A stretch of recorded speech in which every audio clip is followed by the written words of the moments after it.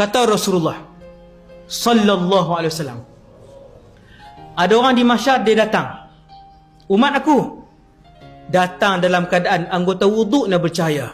Dia duk berasa selamat dah.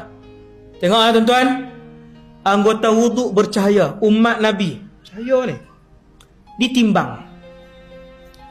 Bila ditimbang, Ramadan tak pernah tinggal, haji pun buat, zakat tak pernah tinggal, sembahyang fardu tak pernah tinggal.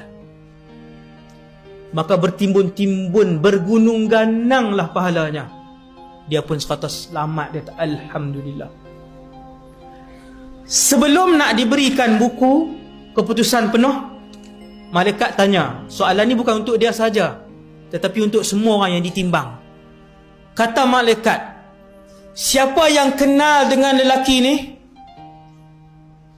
sila tampil ke hadapan. Lalu datanglah isteri, anaknya, ramai orang yang kenal dia, jiran dia apa semua. Lalu berkata isterinya, ya Allah, dia suami aku, 93 tahun aku hidup dengannya, tak pernah dia mengarahkan aku untuk aku menutup aurat. Bahkan dia melarang aku untuk menutup aurat. Maka hari ini ya Allah, aku nak tuntut pahala tu daripada dia. Allah pun arah, wahai para malaikat, pindahkan pahala dia pergi kat dia ni, pergi kat isteri dia minta. Baru isteri minta. Dosa 45 tahun tak pernah suruh isteri tutup aurat. Isteri pakai seluar jin sampai malam ni. Malam ni sebab mai kuliah ya, pakai baju kurung ah. Saat malam pakai seluar jin. Haram, berdosa besar. Nampak ni. Dia pergi saya sebut, dia menyesal di dunia, boleh tegur tuan. 37 tahun berkahwin, seluar jin pakai.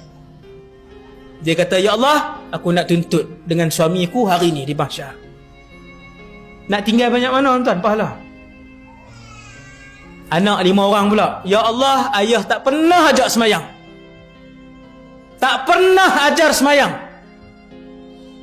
Dia pergi masjid tapi dia tak ajak kami. Hati-hati tuan-tuan. Jangan kita perasan seorang-seorang, anak tinggal, tak pernah suruh. Satu persatu datang. Baru isteri dengan anak-anak mai, Nabi kata mereka inilah yang muflis. Umat aku datang di mahsyar. Nabi sebut tuan-tuan, hadisnya hadis sahih. Salat